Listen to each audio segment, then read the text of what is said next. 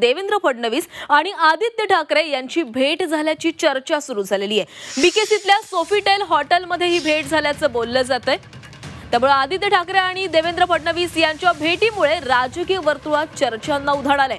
देवेंद्र फडणवीस आणि आदित्य ठाकरे यांची भेट झाल्याची माहिती आहे। हे दोन्ही नेते वेगवेगळ्या कार्यक्रमासाठी मुंबईतील सोफिटेल हॉटेलमध्ये आलेले होते आणि यावेळी फडणवीस आणि आदित्य ठाकरेंमध्ये भेट झाल्याची माहिती आहे। यावरूनच राजकीय वर्तुळात आता चर्चांना उधाण आलंय। तर काही दिवसांपूर्वीच आदित्य ठाकरे आणि देवेंद्र फडणवीस यांची भेट झालेली होती। दोघांनी एकमेकांना हसत हस्तांदोलन केलेलं होतं आणि यानंतर आता पुन्हा एकदा या दोघांची भेट झाल्याची चर्चा आहे। बीकेसीतल्या सोफिटेल हॉटेलमध्ये एका कार्यक्रमासाठी हे दोन्ही नेते एकत्र आलेले होते, त्यामुळे दोघांची भेट झाली असू शकते अशी शक्यता वर्तवली जाते आणि त्यामुळेच राजकीय वर्तुळांमध्ये आता चर्चा सुरू झालेली आहे।